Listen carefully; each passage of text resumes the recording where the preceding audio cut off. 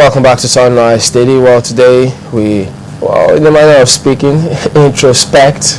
Okay, maybe, who knows, at the end of the day, if that will qualify. Well, we're joined this morning by Mr. Omohinmi, who is a former director with the Voice of Nigeria, as we look at not just some of the big stories that made headlines this year, but how the media responded and covered some of these stories. Morning, and thank you for coming this morning, sir. Thank you very much. It's my pleasure to be here. Well, I mean, only recently we see messages coming through from the presidential spokesman, I think from the president as well, about how he was misrepresented. You know, there was some sort of distortion with the meaning or the intended meaning of the message being passed across to the people about what was said about terrorism. But maybe that's just on the one hand. But let's get your perspective on how you've seen the media cover some of these major stories that broke this year. There have been quite, there have been a lot of major stories that had come up this year. Let's look at the child, the one at the Senate, the child, that's this marriage. Right, yeah. Yes. Now, let's look at these 225 billion naira bulletproof cars. That's then the 5 governors or 7 governors moving out of the PDP convention. Those were all big stories. I would say that the enabling environment for the Nigerian media to operate, we've actually not had problems with this present administration. They've been very fair. They have allowed the press to express themselves.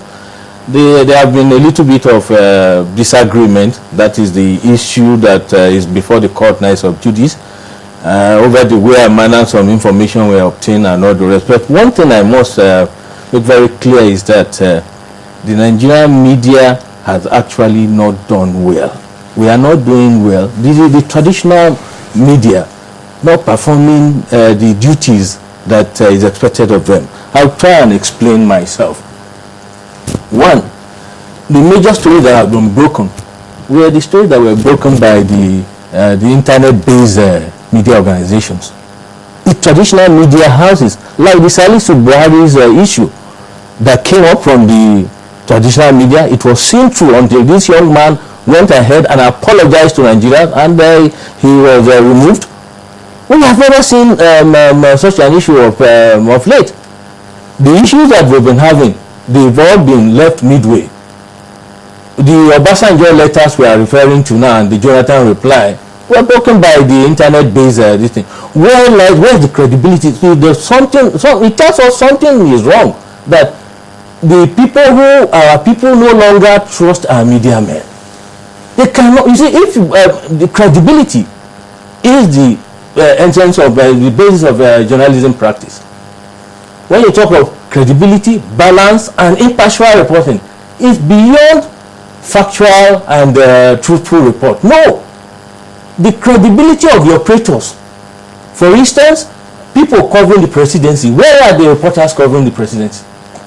Are they now saying, recently Chelaudu came out and said that trying to correct journalism as to what the National Assembly said about the probe that proved that. Was it the duty of the Minister of Aviation to do that? Where are the reporters and the National Assembly? Okay, Mr. I'm coming, sir. Why is it that they've not been able to get a copy of the report? Where are the presidency? Because a reporter is afraid the president might drop him the next time he's going on tour. He cannot get the report of the probe panel set up by the presidency. We really need to, reporters really need to be up and doing. And our media organizations really have to push their reporters to do what is expected of them. Okay, you are a former director with the Voice of Nigeria. Yes. So are you, this comment of yours, yes, is it in the light of the environment with which they operate? No, you see, because I know you're mindful of the environment, so I'm taking that into context. In Voice of Nigeria, anybody who encountered me while I was there, they know very well that when it comes to... No, I'm not just talking about Voice of Nigeria. Yes, what I'm saying, the fact is that, let me be very honest with you. What has kept this organization where China's going? Credibility, impartial report. You know what I'm saying now? Balance, that covers wide range of, you see, when you are taking opinions, you don't just rely on people. Wide range of opinions, sort them out, and allow people to make up their mind and decide whatever they want to do. How many media organizations are doing this? You find that you post a reporter to Ministry A. If the reporter is a female and is beautiful, you start going out with the minister. How can you report? How can that reporter operate? Or you post a mail to a reporter to the National Assembly and you start going out with a senator or a member of the House without, he's not doing it in the interest of getting a reporter to benefit the masses. No, he's doing it just because of a pecuniary interest. These things are not done. These are not journalism practice. It must stop. We must demand more from our reporters. They are not doing what is expected. But if you look at the structure of the media in this climb, because I do know that, there's some people who will think that, okay, is it time, or is the media in this climb rife to tilt completely to the left or to the right, or should they just be at the center, so that you know that if your report is coming, we know your slant? I don't think see, every media organization has its own editorial policy that guides the media organization. The editorial policy of channel should not be the editorial policy of media AOPC. The reporter that you are recruiting, you must be aware of your policies, editorial policy, what you want and what you have to, what makes you the station that you are.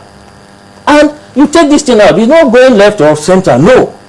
Go out and do what is expected of you from the organization. But what we see right now is that journalists that are posted out no longer go out to do the job that they are assigned to do. They go out to see how much money they can make and get out of the system. That is some of them, not all. Some of them, not all of them. I'm not majority of them. What do you think is becoming responsible for that? Yes, you see, this thing has been on for a very long time. I remember in 1987, to be precise, 18th September 1987, the late B.C. Onobanjo, the immutable Ayekuto, did a piece entitled The Media and the Prince. This was the time Tony Momo was the Minister for Information, and Tony Momo was doing everything possible to sanitize the media. Tony Momo insisted that, one, we must have journalists that are educated. Two, there must be rules and regulation guiding the practice of journalism. That journalism should not just be an all-common thing. No. So, yes, Ayekoto came in his own line of argument on that very particular piece to say that he has never seen anywhere in the country, anywhere in developed economy, or anywhere in the country, where journalists are licensed to practice that. Any attempt to want to gag or rather that trying to tamper with the journalism freedom will lead to will amount to a disaster. I think, if I can remember him properly, said that the foundation the foundation for this, I think that it was not logical for anybody to say that he wants to get the journalists to have structure, because one, what was he trying to say? The legal structures, because NBA has a legal structure guiding them, and the accountants have a body that is backed by law guiding them, and the lawyers, that does not necessarily mean that the journalists should have it. So that journalists should be allowed to practice, but they should adhere to the ethics of the profession. The argument went forth and back. That was when Tony Momo wanted to set up the Nigerian Press Council to regulate the activities of media practitioners. But you find that it got to a point that media practitioners did not see it that way. That what they did to do, they decided, because of the composition of the Nigerian Media Council, decided not to go, not to toe the line of Tony Momo. Up to this very moment, the journalists, the infraction, we have seen so many journalists that have really gone out to do things that are unjournalistic in the name of, see, you find that it's not because media A is credible. You cannot be credible when your journalists that are outside there are not credible.